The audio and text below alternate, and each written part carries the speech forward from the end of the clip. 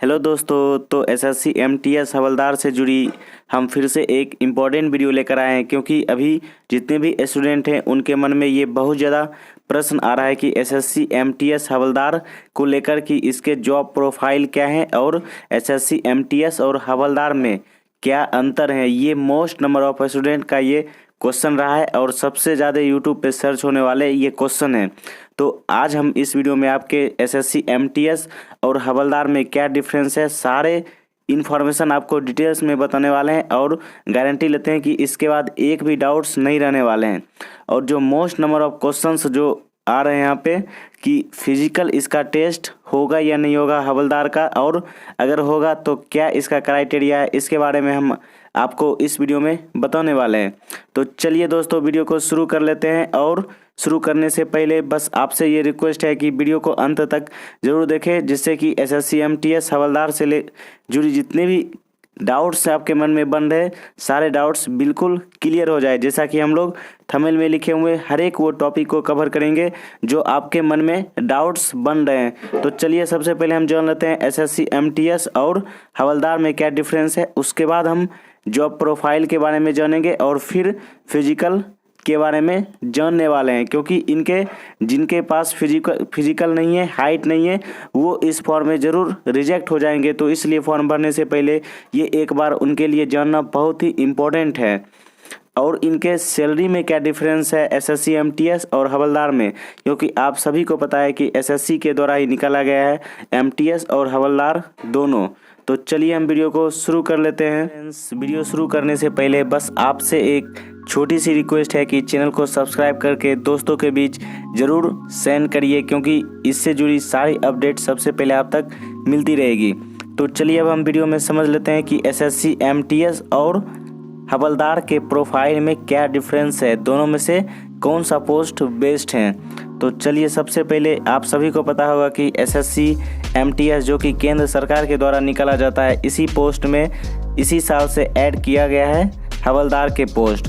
तो सबसे पहले हम जान लेते हैं एसएससी एमटीएस जॉब प्रोफाइल के बारे में। तो एसएससी एमटीएस के द्वारा अनुभाग के अभिलेखों का रखरखाव और धारा या इकाई की समान सफाई और रखरखाव, बिल्डिंग के भीतर हो रहे सभी काम या कागजात के बारे में रखरखाव या फोटोकॉपी करना या फैक्स आदि, ये सभी एसएससी एमटीएस के काम है। चाहे वो कंप्यूटर के काम हो या वॉच और वॉच ड्यूटी के काम हो, कमरे का उद्घाटन से लेकर समापन तक के सभी काम एसएससी एमटीएस के द्वारा करवाए जाते हैं, जो कि आप लोग बिल्कुल यहाँ पे देख सकते हैं। अब देखिए आपके मन में क्वेश्चन ये आता होगा कि एसएससी एमटीएस, ठीक है, एमटीएस और हवलदार में क्या डिफरेंस है। जी हाँ फ्रेंड्स, एसएससी एमटीएस और हवलदार में बस एक छोटा सा कॉमन सा डिफरेंस है कि यहाँ एमटीएस के द्वारा जो काम करवाए जाते थे, पहले फाइल को रख रखाव या ऑफिस खोलने से लेकर बंद करने तक की सारे काम, छोटे से छोटे काम और बड़े से बड़े काम एसएससी एमटीएस के द्वारा करवाए जाते थे। ऐसे में अब हवलदार का जो पोस्ट निकाला गया, इनके द्वारा बाहरी काम जितना भी बिल्डिंग को देखाव या इसके बारे में जो बाहरी जैसे फोटोकॉपी करवाना, फैक्स करवाना, ये सभी अब हवलदार को ये काम सौंप दिया गया है।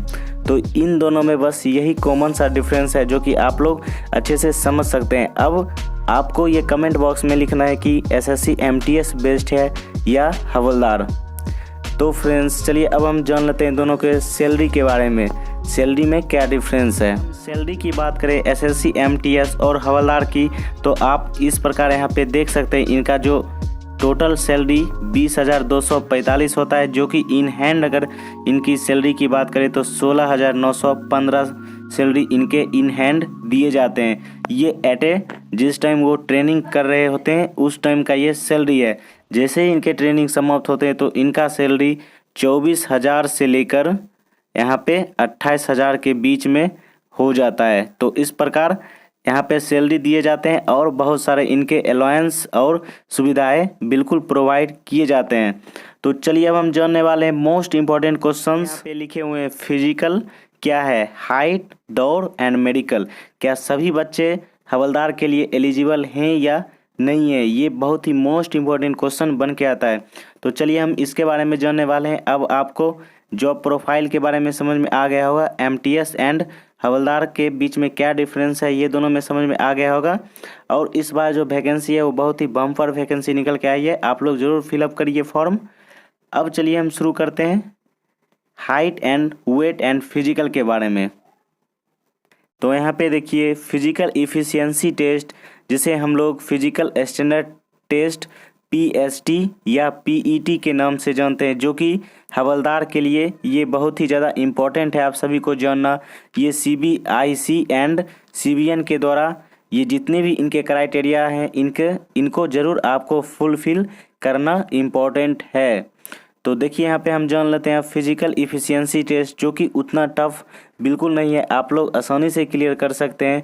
वॉकिंग के लिए देखिए यहाँ पे मेल के लिए दिया गया है 15 मिनट में 1600 मीटर एंड फीमेल के लिए यहाँ पे दिया गया है 1 किलोमीटर इन 20 मिनट्स, जो कि आप लोग बिल्कुल आसानी से क्लियर कर सकते हैं। नेक्स्ट अगर हम बात कर ले अब यहाँ पे साइकिलिंग की, तो 8 किलोमीटर इन 30 मिनट्स, 30 मिनट में आपको 8 किलोमीटर्स ट्रेवल करने हैं। और फीमेल के लिए अगर हम बात करें तो यहाँ पे 3 किलोमीटर 25 मिनट में ट्रेवल करने हैं, जो कि आप लोग बिल्कुल आसानी से क्लियर कर सकते हैं।